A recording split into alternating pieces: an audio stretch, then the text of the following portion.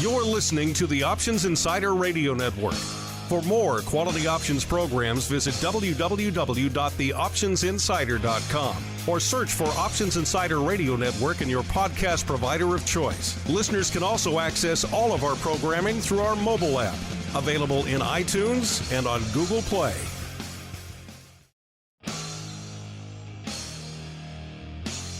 And now, it's time for the show that breaks down the options market from unusual activity alerts to market analysis, strategy overviews, listener questions, and much more. If it involves puts and calls, then our all-star panel will break it down.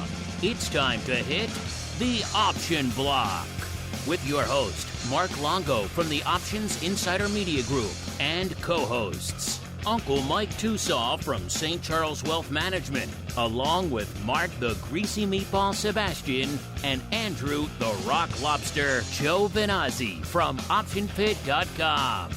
And now, get ready to hit the Option Block. All right, everybody, that music means we are back. It is time once again to commence operations on the network with your bi-weekly source for all things options related. Yep, it's time once again for the Option Block. My name, of course, Mark Longo from the Options Insider Radio Network. Hope you all had a good weekend.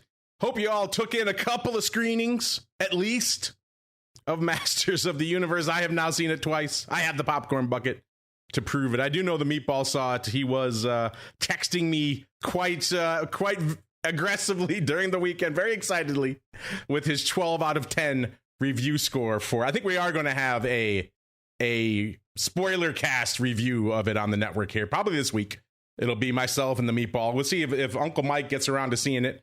Maybe he can be part of it. Who knows? Maybe the Rock Lobster will leave his domain on the far shores of Maine. I don't think that's going to happen, but his domain on the far shores of Maine to see a cinematic event once of a generation. Speaking of the uncleest of Mikes and the rockingest of lobsters, I am joined by both of those gentlemen right now, Mr. Uncle Mike Tosaw from St. Charles Wealth Management, as well as by the rockingest of lobsters, Mr. Andrew Giovinazzi from OptionPit.com. They are busy getting their hands on their buzzers, listeners, because it's that time. It is time for, perhaps, dare I say it, the most 80s of trivia challenges. Hint, hint, here we go.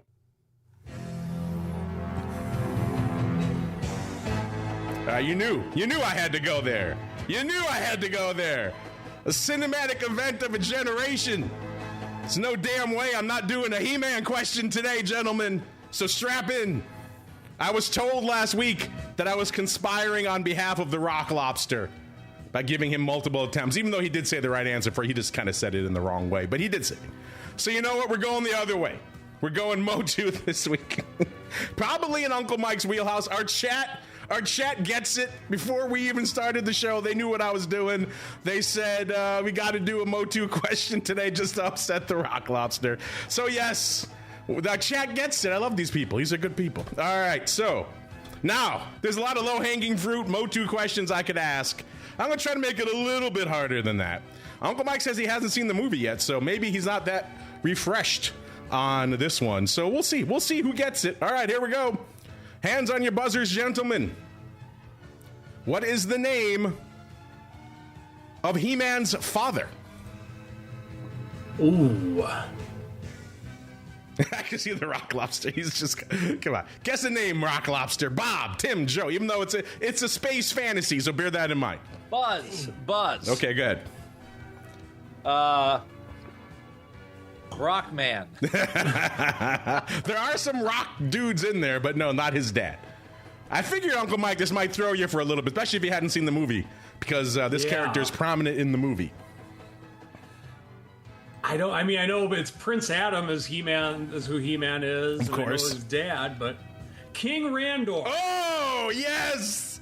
King Randor. Came to me right at the last minute. Pulls it out of a certain orifice at the very last minute. And that is not Googling. That literally just came to me at the last second. I should give you bonus points for just knowing that awesome factoid. Uncle Mike wins for the year. There we go. It came to my head because there's the Skeletor YouTube, and I'm trying to think of everything He-Man going through my head, and there's the Skeletor's Greatest Hits thing on YouTube, and Skeletor, it came to my head, Skeletor calling King Randor, come in, you royal boob. Oh, that's I could see his went through my head. Listeners, King Randor. lest you think he was cheating, I could see his face. I could see the gears turning, and then I could see the light come on, and there's just the joy spread over his face. As much to my chagrin, I have to admit that the light bulb that popped in Tosaw's head was impressive to watch. That was on a video conference call. That was glorious. Literally, the light came on. His expression changed. He became a buoyant bon vivant in St. Charles. Tell you what, I'll even do a half point because this one's easier. Our chat wanted me to ask this one, so I'll throw a bonus half point in there. Our chat wanted me to ask, where is it? I thought this one was too easy, but what planet is Adam and He-Man from? I know. All right, sure, why not? Go for it. Eternia. Yes. I'll give you the bonus. That one is too easy. I'm having PTSD from 80s wrestling trivia right now. Finally, we're asking some There we intelligent go. questions. It's better than, it makes up for the dog tongue question from a few weeks ago. We're getting sophisticated again on this show. So, Uncle Mike, you got to see the show. Maybe a movie between now and Wednesday you could join. I think the spoiler cast might be Wednesday night or something along those lines. So, all right, you got to get in there. I got to get there then. I'm inspired. Yeah, just seeing your face, you got to go now. He-Man got you a point and a half. Actually, You owe him. You owe him to go see the movie. All right. We all owe He-Man a lot of That things. is true. We all owe many debts to the 80s, not the least of which to He-Man and the Masters of the Universe. Now, do we owe any debts to this market? Let's find out. It's time for the trading block. It's time to break down the latest topics, trades, and trends in the world of options. It's time for the trading block. All right, everybody, welcome to the trading block, the portion of the show we break down what the heck is trading. Oh, I forgot. Meatball was texting me this weekend. He's going to buy Mattel stock on the open today, so I'll have to go look and see where that's going as well. So maybe you're down for that. Maybe you liked it so much you want to go buy the stock. I don't know. Are people buying the stock today? You know, it's funny. If you listen to Vol Views on Friday, it was kind of a fun episode. We had a little bit of fun. We gave the once and future Dr. Vix a little bit of a I told you so moment, because the market was, of course, melting down around our ears, and we had vol popping. So it was a little bit of an I told you so moment for Dr. Vix. It was kind of fun, even though it was mostly tongue-in-cheek, because we even said on the show, hey, we're still only 2+% off all-time highs, so it's kind of hard to say it's all over and done with, but it was kind of a fun moment for folks who've been looking for a little bit of vol upside. Hey, at least it got a brief moment over 20. But he asked me on the show, he said, you know, because I have made the mistake a few times over the last few months, whenever things got particularly dire in the Middle East conflict, I would tweet out, okay, this is the weekend. This is the weekend where Dr. Vix's secret weekend UVIX trade is finally going to pay off. And invariably, we would open up green on Monday and vol would go to die. And he asked me, please never tweet about it again, because you're the kiss of death for this trade. So I saw, of course, I was going to bed last night, and I saw Iran and Israel literally back at war again. Things are burning and exploding. A ceasefire appeared to be done. Crude oil was popping, and I just laughed to myself, and I said, you know what? Of course we're going to open green tomorrow. And that's exactly what we did. Most of the major, they all were green until a few minutes ago, and then now the Dow has turned ever so slightly to the dark side, off a little over 0.1%. S&P still up 0.5%. So, hey, you know, massive sell-off on Friday. It's just a buying opportunity. Increasing conflagration in the Middle East. Yeah, you know, let's buy some more. Up 0.5%. NASDAQ up a full one, about 1.15%. And VIX cash started off the day north of the 20 handle again before dipping back down. It was 18.5 not that long before showtime. It had dipped to about an 18.30. It seems like maybe the warm is turning. I think you know what happened. Uncle Mike got so interested in the He-Man trivia that he forgot to buy. So the sell-off the rally has been mitigating a little bit, and looks like vol is getting a little bit firmer. So we're back to about an 18.5 again. We'll see if that persists, or this is just a pause to take a breath, and then they keep buying with both hands. But Uncle Mike, as our double winner, you can thank the chat. The chat was angry on your behalf last week that I somehow robbed you. So I gave you an extra swing at the bat this week. Plus, it was a fun one. How often, only once every 40 years, do you get a He-Man movie weekend? You got to celebrate. We could do many enduring thoughts on the legacy of He-Man. I think we'll do that on our spoiler cast. If you have anything quickly you want to share about your joys for King Randor and your apparent love of Skeletor YouTube, and then what's catching your eye out there in the markets today, sir? Yeah, I mean, that one was that one really made my day today, in that I couldn't name. King Randor played a minimal part in the cartoon series, but one of the things that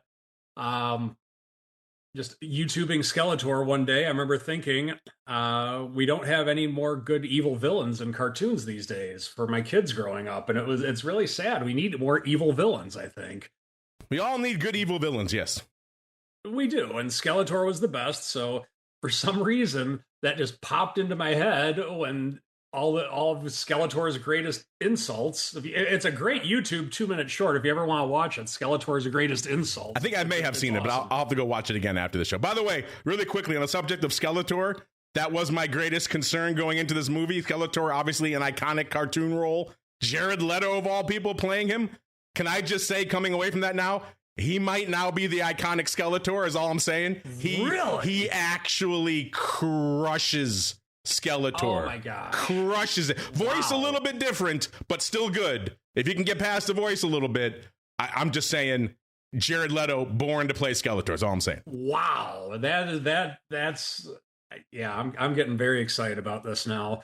But yeah, that was something to where it just kind of popped into my head, and then I mean, Eternia, anyone who watched the show more than 2 episodes should really know the show, know where Eternia is. But no, He-Man was an inspiration for me as a kid. I went on to football was obviously my number one sport, but I actually was an international competitor in powerlifting as well. And He-Man was definitely an inspiration for me early on. So He-Man was the real deal. I almost don't want to get into it because it's kind of emotional for me, and I'm not lying. I really liked He-Man. So there were a lot of grown men shedding tears this weekend in theaters, I would think. I think there are a lot of them.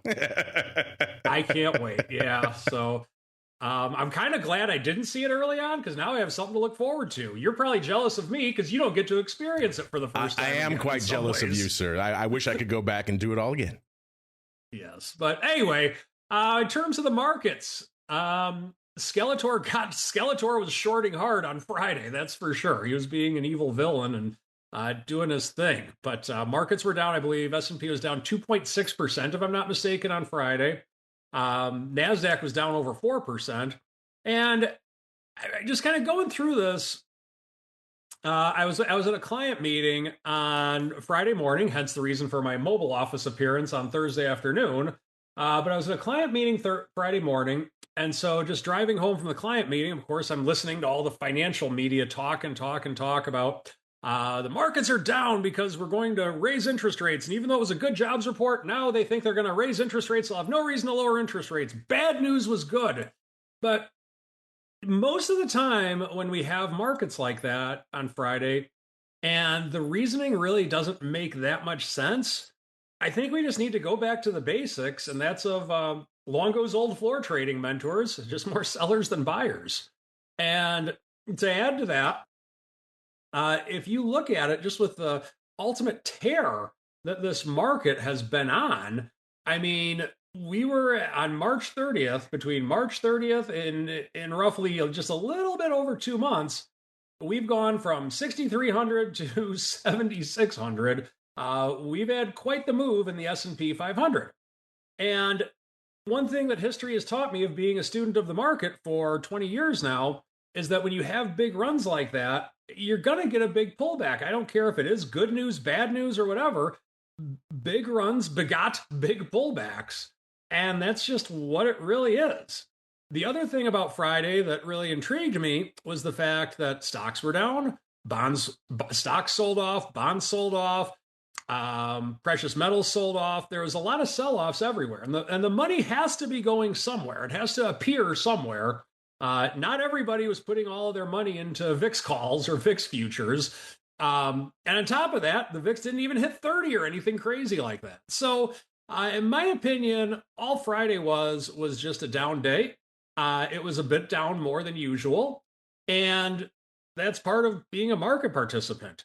If you look at what's happening today, money is appearing again. It's appearing in stocks. Not everywhere, but stocks are up 0.5% on the day. So we've gotten back 35 of the 200 points that we lost on Friday. Now, we were up significantly more than that today, but apparently Skeletor hurt us and shorted the market a little bit before the show started. But we're still up on the day. We're up 0.7% in silver today. We're up 0.5% in gold. And we're relatively flat in the bond space. So money is appearing again. And that's just typically kind of how it is.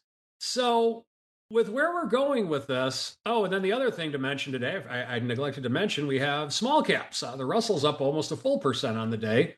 And it was up close to 2% earlier in the day. So money is appearing on the day. XLK, the technology sector, is up 2.5%. So we are getting movement, and QQQ's up just under 2% on the day. So we're getting money coming back in, money's coming back, and it's just a down day. We can debate all we want about interest rates, which I think we will be debating about a lot in the next few months. We can talk about we have a ceasefire, we don't have a ceasefire. We really didn't have any craziness on Sunday night. I think I saw the futures down 30 points at one point on Sunday night, but I think when I went to bed, we were actually positive. So we're not getting that. So the true source of news right now, the S&P 500, the S&P 500 says, hey, I had a little bit, but went on a bender on Friday or went on a bender the last few months and had to deal with my hangover on Friday, but I'm back to work on Monday. So that's kind of what's happening with everything right now. So let's not make this too complicated. I think your theory that Skeletor is shorting this market, I think that's the true culprit. It was Skeletor's revenge on Friday, sir. I like that theory for market manipulation. By the way, I'm with you. It was kind of weird. As skeptical of this market as I am, it was kind of weird that the straw that could potentially break the camel's back was an actually good jobs report. That's kind of the mother of all good news is bad news type of scenario. It's like, wow, things aren't that bad. There we go. It's all selling off. It's all falling out from under us there. Kind of funny, kind of ironic, but a good time. What, you subscribe to that? That's Skeletor for you. That is. He is a finicky one out there, to say the least. Mr. Rock Lobster, sir, I won't insult you by asking you your favorite He-Man memories, because I know you have none, because your heart is black and you missed the 80s. But that said, sir, what is catching your eye? Well, first off, what were your thoughts as the earth was melting down around our feet on Friday? And then B, what are you seeing in the markets today? Yeah, I think there was definitely a little bit of thing with AVGO, not giving that, the sky is blue and the sun is yellow and rainbows are coming out of, whatever, unicorns' rear ends or something. Because like the last time I looked, these stocks are trading at around, again, I know this is a metric that is bandied around, but 10 times revenue, market cap, 10 times revenue. Now, AVGO is about $100 billion a year revenue company. It's gone up quite a bit. It's currently 1.83 trillion market cap. Okay. Now, I'm not saying it is not a fantastic company that is making tons of money and selling stuff hand over fist. But you see a lot of these, it's like Apple. Apple is a 10 times revenue company. They make $450 billion a year in revenue, incredibly profitable, rock solid balance sheet, whatever you want to say, but it's like 10x revenue. You could go through Google. I mean, some of them to a little more, a little less, whatever. Intel now, I think, is a 10x revenue company, I believe. I mean, and it was a 0x revenue company. It was trading for less than revenue for 2 or 3 years, and now it's 10x revenue again. So when a bellwether like AVGO says, hey, we're going to sell a lot of stuff, but, we're not really up in our forecasts anymore. People are going to start to take a little bit of the top off. SanDisk. Now, SanDisk is a company where the revenues are up, 300% or some insane number. MU. I was trying to think of what that number was. And again, the market just assumes that, revenue in Micron Technology was up over 100% for a fairly good sized company. It is now 20x revenue company, MU. I sold all my MU.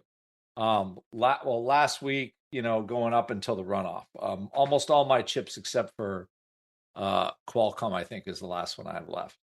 But and I do own some SMH still. But most of the bulk is gone. The AMD's gone, the MU's gone, and yeah, we could keep going up. And I'll probably buy some if they ever dip again or anything like that. But it's just you got to a point where the 10 or 15 companies that are at the very top of the pile are getting not cheap, and for these companies have to grow revenue at 10 to 15% a year to justify their current valuation. The market clearly with AI thinks that it's going to happen. And I'm not saying it ain't going to happen. But like Mike said, you're up. You have literally a record trough to peak run in stocks with where VIX was. And it's okay that we sell off every once in a while. The fact that we actually had some employment data, and funny enough, all the government jobs were local. Federal government's not hiring. They haven't been hiring all year. They've been firing. Local government is hiring people. For what? I don't know. But a good jobs number. And again, the interest rate thing is still very real because the deficit's still high. And it's been high for the last 5 years. And even into that. So anyway, as far as the sell-off goes, having some of those companies take the top off, there's nothing wrong with that. They went from 10x revenue or 11x revenue to 10x revenue or 9.5 or something. It's not catastrophic. But also earnings are done now to July. So we have about 3 or 4 weeks where there is, you got to fill the space up with something, and we're going to fill that up with SpaceX. So another thing too is SpaceX is trying to raise $95 billion, which is by far the biggest IPO ever. Bigger than, I thought the Aramco, we wouldn't see a bigger one than that, but I was wrong. So where are you going to get the money for that?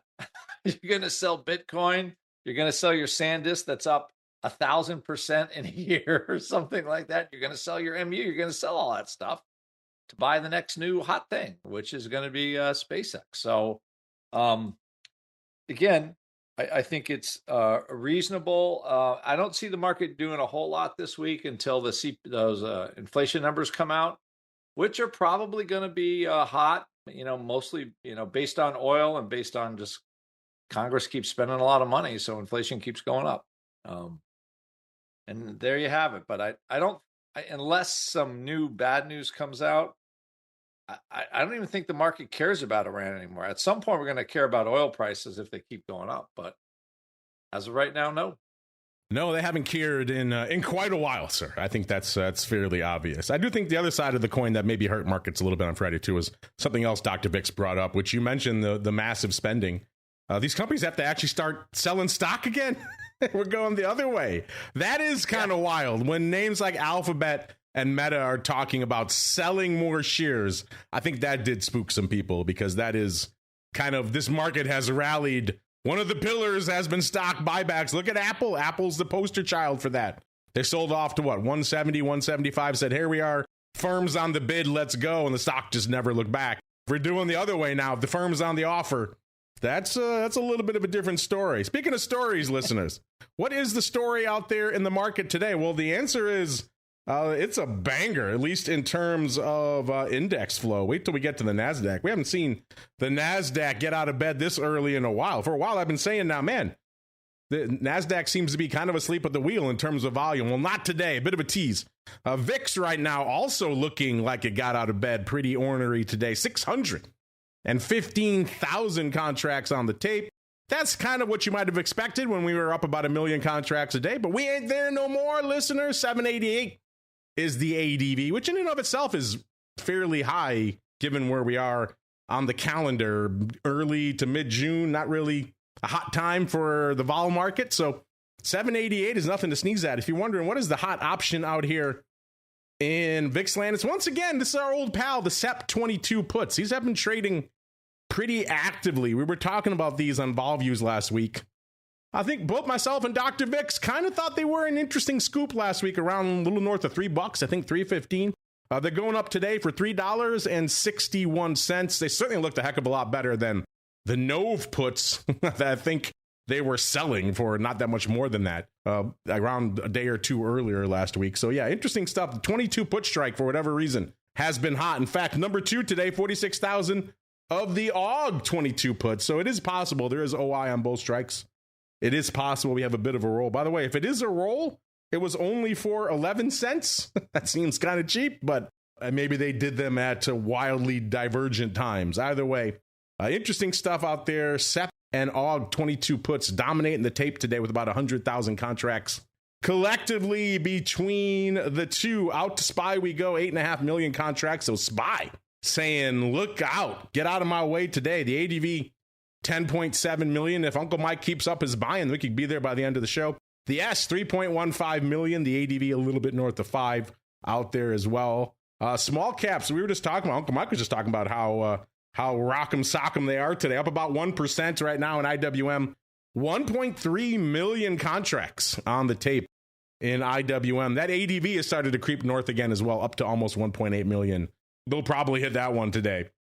And the Qs, as I was saying earlier, listen, let me just re-rack these to make sure we get the most up-to-the-minute number we can. Oh, my goodness, it has passed 6 million. 6.02 million contracts on the tape in the Qs right now. For frame of reference, that was the ADV, I don't know, a few weeks ago. So that's wild paper. Just, I think last show, the Qs were a little bit north of 3.5, maybe 3.75 million at this time of the show. So that shows you how much flow is going up in the Qs right now. Fully a day's worth of flow has gone up, even though the ADV has obviously increased over the last week and changes up to 6.8 million. This is a hot day out here in the Qs. If you're wondering what is the big dog in the NASDAQ today, it's nearly 300,000. Of the 720s, these are, of course, expiring today because no one trades anything else in the NASDAQ. A 719.25 is where the Qs were as of a few minutes ago. So those are slightly out of the money calls. Average price for these, nearly $2, about $1.89. So they're not giving those bad boys away. Do we have more upside in front of us, or are you buying the top and it's going to turn right around? I guess we shall see. But man, the mother of all spicy days in the, I can't remember if we've ever seen the Qs. 6 million contracts by this portion of the show. I'll have to go back in time and see. Maybe I'll ask the Flow Master for some historical analysis of that. But wild stuff out there in the Qs today. You know, all this action in the indexes. Is it a wild day in the single names? Looks like everyone's busy in the indexes today, listeners. We've seen some bangers. We saw 600,000 to break into the top 10 just recently on the show here. Not quite there today, listeners. It's north of respectable, though. It's north of 350. It's 413 right now is what it cost you to break into the top 10. So again, very respectable volume for June, but also not 600,000 contracts or anything crazy like that. That gets us to the newest candidate to unload shares upon you. Yeah, it's Alphabet, Class A.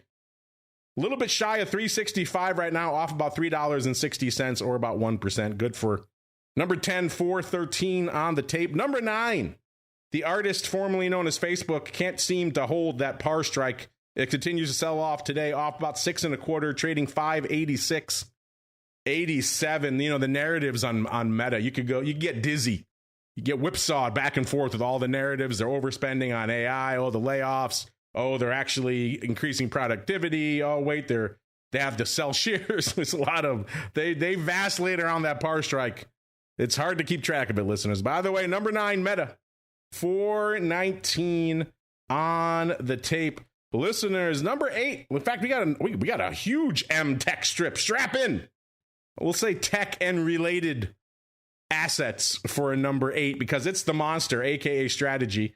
A 166 and a quarter, up 5 3/4 today. The narrative on Bitcoin has been, I think to put it mildly, not good of late, dipping below 60K. I do believe we have gained back above it right now. We'll go deeper into all that fun with Uncle Mike's other living nemesis, Mr. Bill, a little bit later today on the Crypto Rundown. Yeah, we are 63, almost 63 and a half out there. So a pretty interesting stuff. Dipped below it, 59,300 roughly on Friday. So obviously gaining back a few thousand points in good old BTC, but obviously not reversing the trend. Pretty much cut in half Bitcoin has been from its highs now, but a little bit of green on the Bitcoin screen means some green in strategy today. Number 8, 435 on the tape. Number 7 and more M tech names. It is in abundance, including Micron. There will be case studies done on this name in the coming years. Just absolutely wild moves.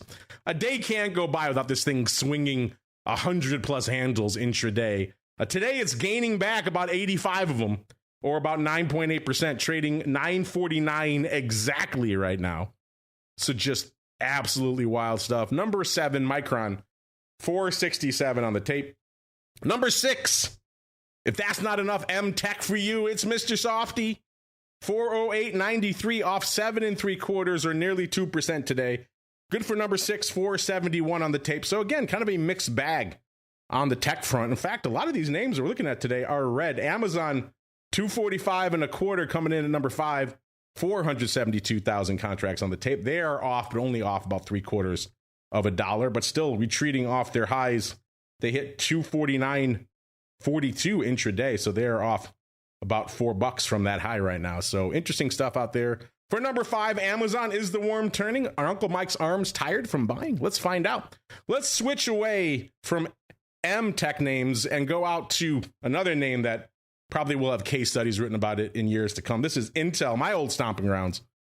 Number 4, that shows you number 4. We're all the way up at number 4. Only 544,000 contracts. So not much breadth today between number 4 and number 10 on our countdown today. Kind of interesting stuff out here. Is Intel interesting today? Well, if you like another $11.89 rally or nearly 12% rally to 111.06, then yeah, you're excited. This name has just been wild. It's up, it's down.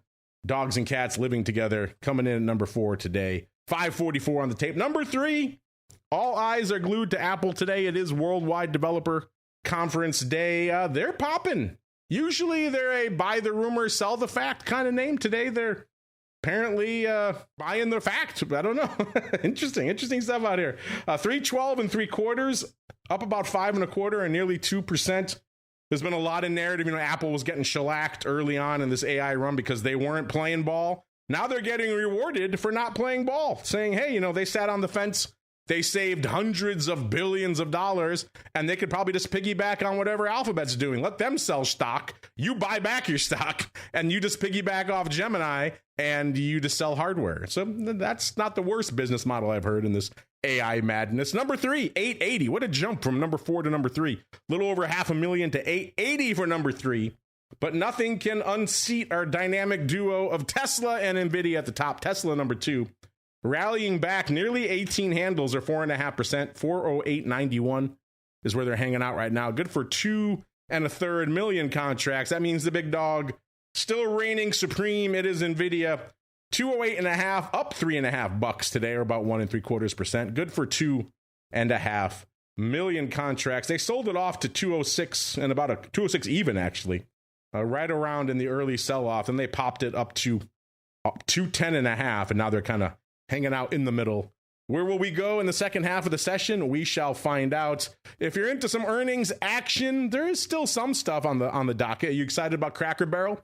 After the bell on Tuesday, Uncle Mike is.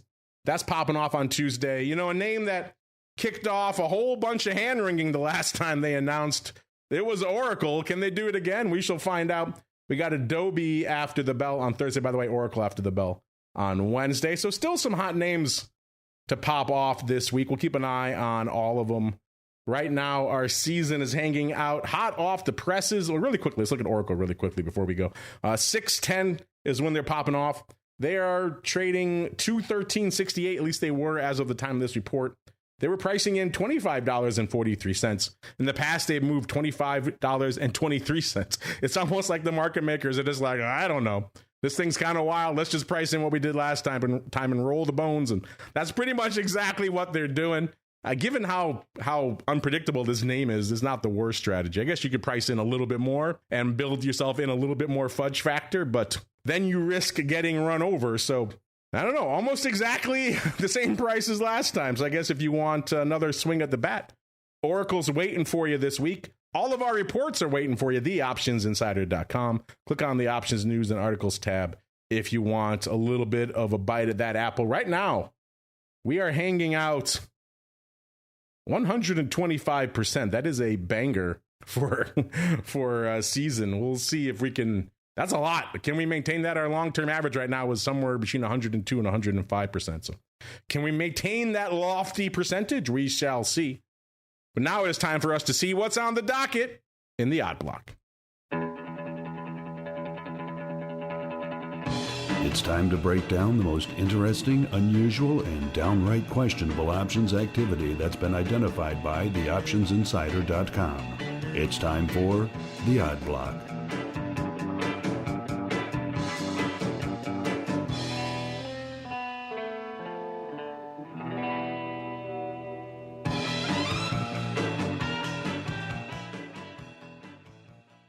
All right, everybody, it's time to get weird. It is time to get wild. It is time, dare I say it, for the odd block. And, we're going back to a name we haven't talked about in close to a year. It was right around this time. So maybe this is their time for big upside swings for the fences. We shall see. Which name are we talking about?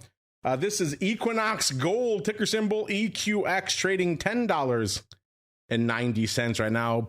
Up 11 cents today. On the year, it's been a wild year for gold, and it's been a wild year for EQX. They're up 57% or about $4 on the year. Listeners, it sounds familiar. We did talk about it. Last time we talked about it was actually, I think, the Flowmaster. We talked about it last June, then also again in October when the stock was $6.68, so a wee bit lower. Somebody came in and scooped 60,000 of the Ox 7/2 for 30 cents. I haven't crunched the numbers, but spoiler alert, those probably worked out.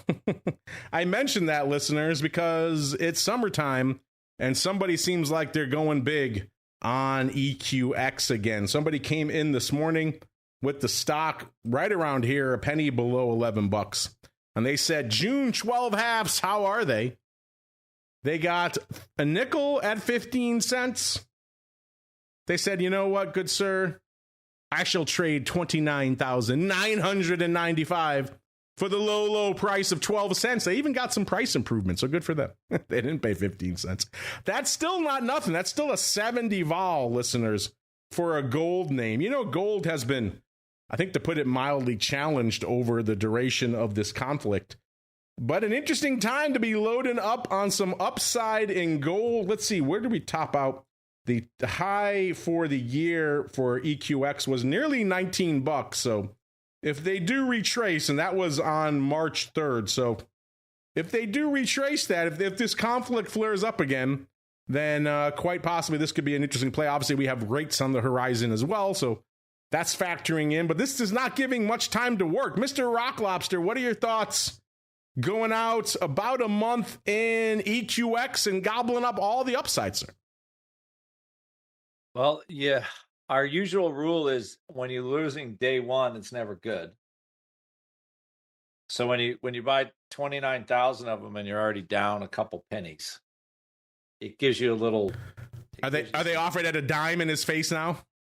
Yes. Oh wow, wow, that's ballsy.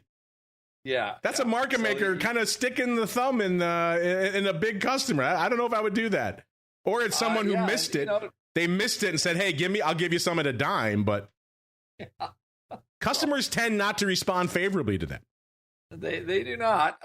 So I remember my youth doing that when a broker pissed me off, and and thankfully nobody was killed, especially me. Yeah, that almost seems intentional when you do that. You know what you're doing when you mark them at a dime. Oh yeah, you do know what you're doing. Right? You're making somebody look bad. You might as well just kick somebody in the nuts and poke them in the eyes. That's basically the same thing. I forgot we're a G-rated show. We can't say that. But anyway, cut that out, producer. Anyway, so I would say, and I don't think these are unreasonable calls. Probably a little bet on the CPI number or something. But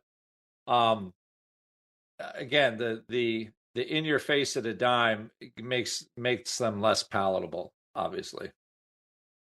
I'm just struck by the cojones of those market makers. Thanks for buying 30,000 for 12 cents. Here you go at a dime. Wow. It's not like it was like 20 or 100. No. Even yeah. Wow. They're going to hear from that customer and that broker. Enjoy that interchange. I look forward to it. All right, let's keep it rolling. I look forward to this next name because this is a newcomer.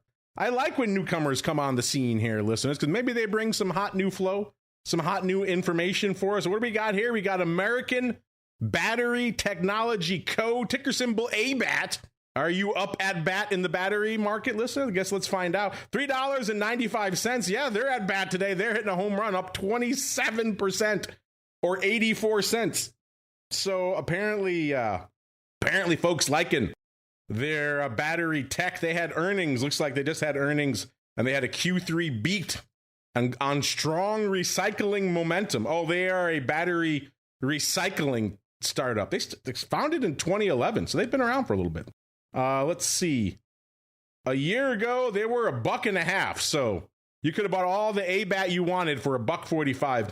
But they have done this dance before. October of last year, they surged all the way up to $11.50. It was like a 1 week fit of madness. They went from about $5 on October 6th, which was a lofty level for them, all the way up to $11.50 on October 14th. By like October 16th, they were back to $5.50 again. So I don't know what happened then. Was there a brief takeover bid floating out there? Was the government going to buy a piece of them? I don't know, but something doubled their stock almost overnight, and then it fell apart couple of days later. And since then, they've kind of been vacillating in this sub $5 range, but getting a nice little rally out here over this past week, up about 10% over the last week, and again, up about 26% just today. So, wow. Good little pop out here. Mr. Rock Lobster, is this a name that's on your radar, A? And B, is it going to be going forward? It is not on my radar. But I forgot. I'm so sorry. I got so excited. I forgot to say what the trade was. Let's probably tell the people what's going on out here.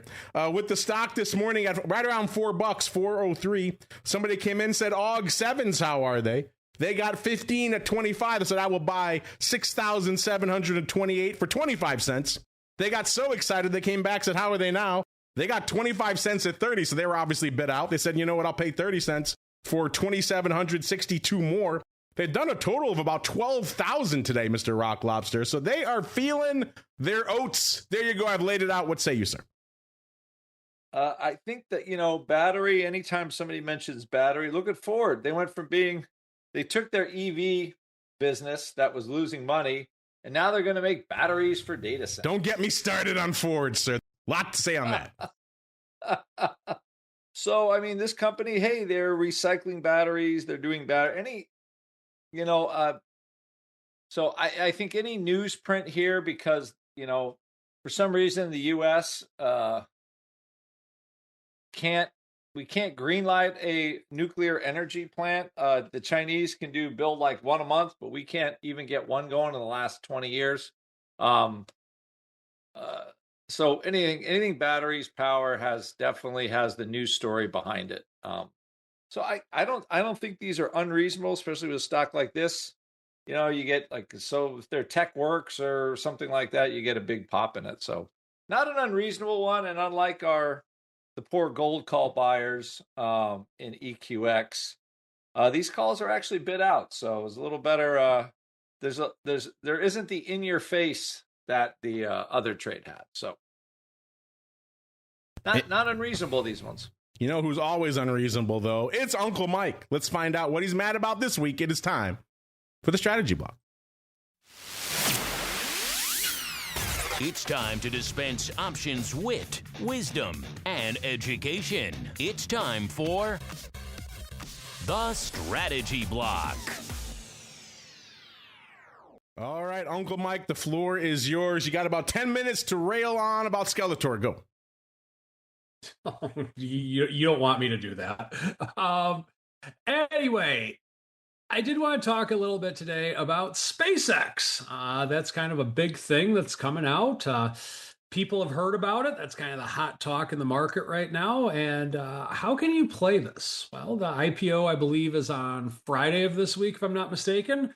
So you can buy the shares, and then you can, of course, sell the shares if it either goes up to your liking or goes down to your non-liking. But how are options going to be a factor in this? I believe the options actually come out on the 16th or the 17th of the following week, if I'm not mistaken. But one of the things that I'll be looking at, because I know that I will have some clients that are looking to do something with SpaceX, I'm going to take a gander, since this is the biggest, I believe I was reading somewhere, this will be the biggest IPO in history.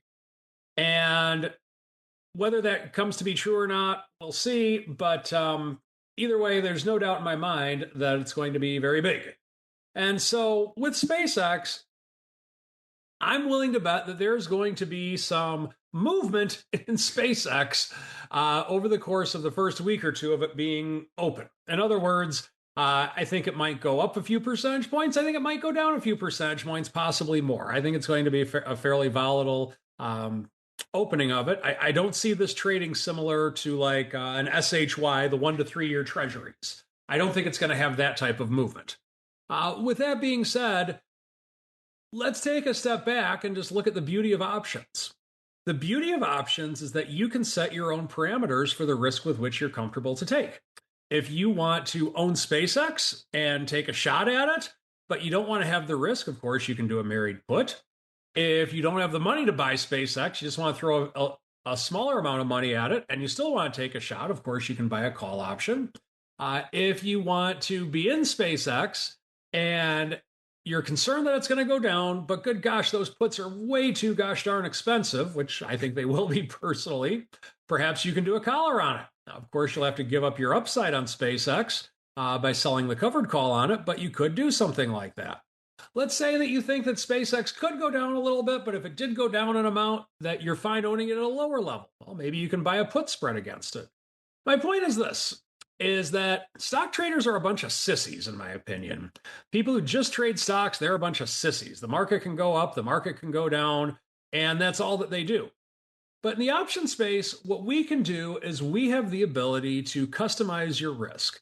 We have the ability to make it so that, yes, you're not going to get rid of risk, and you're not going to get any free rewards by any means either. But what you can do is you can customize a risk to where you feel comfortable. And what I'd encourage all of our listeners to do, if they're willing to wait until options come out on SpaceX, use the options. This is an amazing opportunity to be a part of a huge IPO like what it's going to be, and be able to customize the risk to where you feel comfortable. And that is my strategy block for today. Don't be a sissy, says Uncle Mike. Sling them their options as we keep rolling and go around the block. It's time to tell you what we'll be watching on our trading screens until the next episode. It's time for Around the Block. All right, everybody, and as the show is winding down here on Around the Block, it looks like the rally, I thought it might just be pausing to catch his breath, and that's pretty much what it was doing. The S&P up about 0.6, a little over 0.6% right now, about 0.61.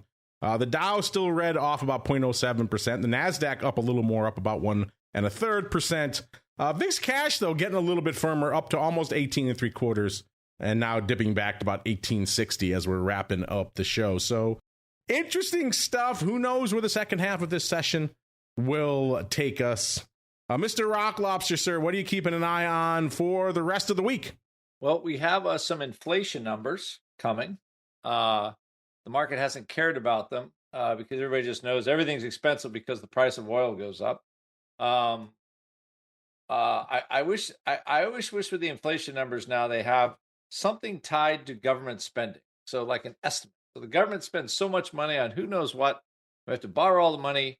How much does that wreck your inflation? If we actually saw that number, I don't know. Maybe Congress should stop spending so much money, but who knows? So you got inflation, and then the SpaceX IPO, which might give us a little look into the Anthropic and ChatGPT, because part of SpaceX will be the Twitter meld that Elon Musk did, right? He's got SpaceX isn't just SpaceX; it's Twitter, XAI. Yeah, he's got quite the shell game going on behind the scenes of all these different companies. You get a little bit of A, a little bit of B. Pay no attention to which one has the nut. Also get a Starlink. Yeah, you get all of it.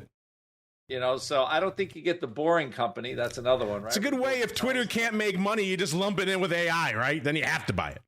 Yeah, I think Twitter's a profitable company at this point, but they don't have any employees. How can they not be? So I think the Options Insider Network and Twitter has the same amount of employees at this point. But I think they're three pretty big things. And we'll see how the market adjusts. But I think mostly it's just the appetite for investors to keep paying, like I said, 10x revenue. It's always been a big number, and especially on I've never, it's been a while since you've seen big cap companies that make as much money as they do trade at that level. Most of them traded in the teens for a long time, and now it's a different story. According to Gemini AI, Twitter is not consistently profitable, and they're suffering under a heavy debt load. Of course, Gemini AI probably programmed to slam Twitter a little bit, I would think. So maybe it has some AI bias in there. I don't know. Mr. Uncle Mike, sir, what are you keeping an eye on for the rest of the week? I mean, I want to see if we're going to make another run at all-time highs. We could easily do so. With the S&P trading in the 74 handle area, 74.24.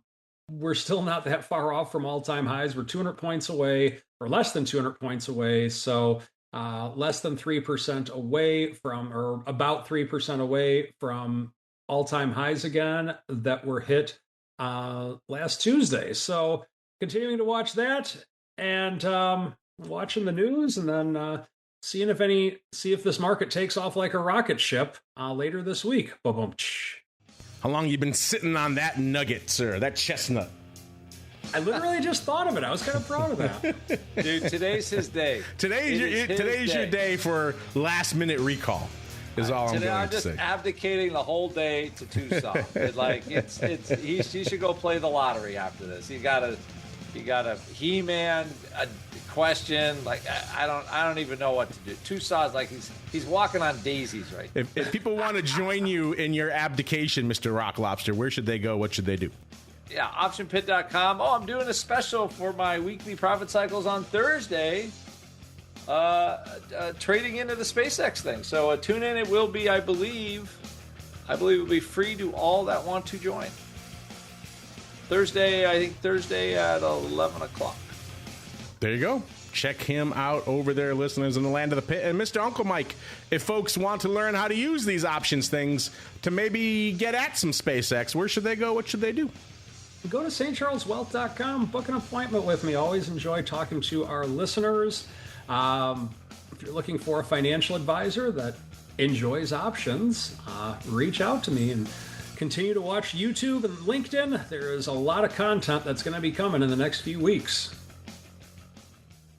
There you go. Keep an eye on Uncle Mike over there on the old Twitters. Give him a follow if you haven't done so already. That's going to do it for us on the option block. Not going to do it for us on the network by a long shot, though. Back in a little bit to talk all things crypto and everything wrapped up in it. So you got your hype, you got your MSTR, you got your Circle, you got your IBITs, you got ETH, all kinds of fun in there. Solana, you name it, it's all there on the crypto rundown. So join us for that coming up in a little bit. Then after the closing bell, is this day going to turn out to be a banger in the single name equities? Let's find out on the Hot Options Report. Then back again throughout the rest of the week until we're back again on Thursday. Another episode of the option block. Stay safe out there, everybody. You're listening to the Options Insider Radio Network. For more quality options programs, visit www.theoptionsinsider.com or search for Options Insider Radio Network in your podcast provider of choice. Listeners can also access all of our programming through our mobile app, available in iTunes and on Google Play.